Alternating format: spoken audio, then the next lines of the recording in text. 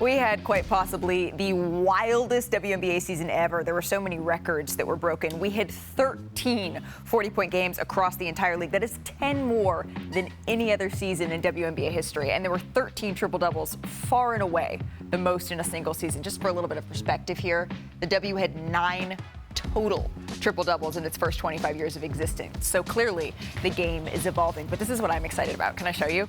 This could be the closest MVP race we have ever had. So Brianna Stewart, we're going to start over here near me. She had 4 40-point games this year. Nobody in WNBA history has more 40-point games, period. And in last year's MVP, Asia Wilson finished with a W record 29 games with at least 20 points. And no one can forget about Alyssa Thomas, right, who had 6 triple-doubles this year. That is nearly as many as the rest of the league combined. They had 7 total. So all 3 MVP candidates are going to have home court to kick off postseason. So let's just check out the schedule here. You can see the matchups here behind me, the Aces facing the Sky. And then we also have the Liberty going up against the Mystics, the Sun playing the Lynx, and then the Wings playing the Dream. So that all brings us to this.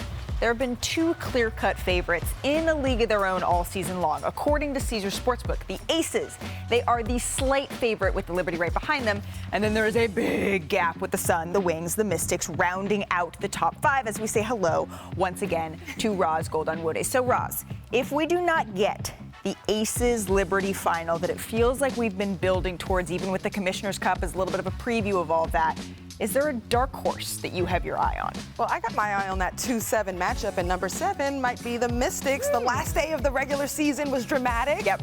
They got a thrilling victory over the Liberty. Guess what? They're going to run it back in the first round. So, you know, I like the tape. Let's look at some tape and a look at Brittany Sykes, who has had her fingerprints all over this season and this win. Sykes comes off the pick and roll. The Liberty are aggressive. They're going to hedge out high and hard.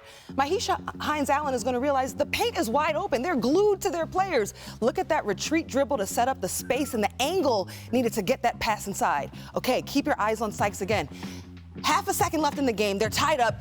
Execution, screen, physicality. EDD this time, screen, puts a body on someone. You're not just going through the motions, you're creating space for the elevation. And then Sykes can use her athleticism and her strength in the air to knock down the go-ahead buzzer-beating bucket to give them a confidence-building win against the Liberty.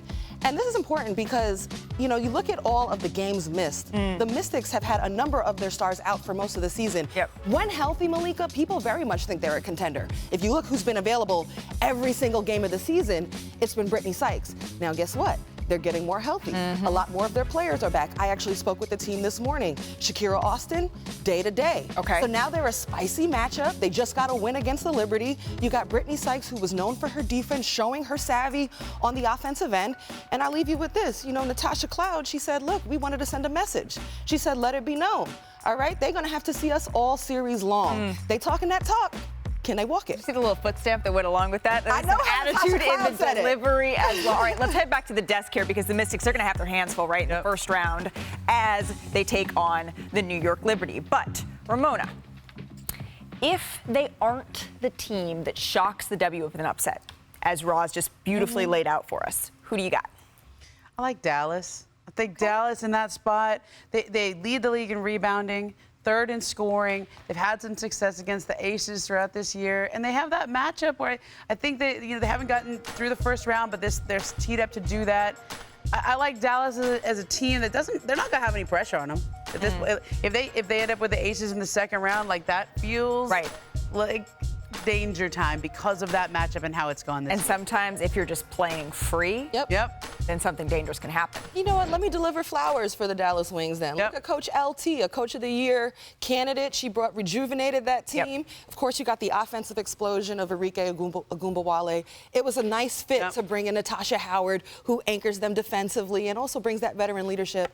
I'm going to talk about my girl, Satu Sabally.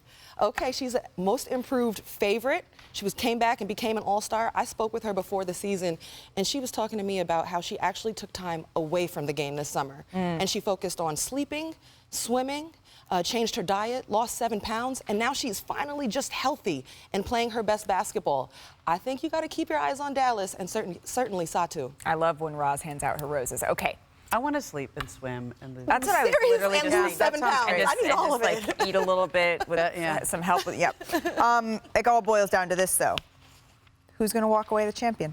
So, respectfully, I literally... Which means not respectfully, in like a day on Wednesday, my first game on the field as reporter is Aces Chicago. Yeah. So I'm going to respectfully allow the players to show me what they can do. I'm on the field asking questions. I don't want to have nobody, icing me out. I'm not afraid. I'm not afraid. I'll take the Aces. Okay. They've been the best team all year, and I think there is some level of they had to adjust without Candace Parker. There's been a little fall off in the second half from utter dominance to just dominant. But I think when you get into the playoffs and it's winning time, and this is what you played all season for, I think the stars shine out, and they have home court advantage. I think the Aces bring it home. Not to mention maybe a little bit of vengeance after what happened mid-season in the Commissioner's Cup, right? I like the You like that long limb that I went out on? Oh, it's dramatic. Let's take the team that's had the best dominant record. I am so excited to see the WNBA Not me playoffs taking the easy way get out. underway. All right, Rob. That was not the easy way. Reporting is always the hard way, sis. Thank you for watching ESPN on YouTube. For live streaming sports and premium content, subscribe to ESPN+.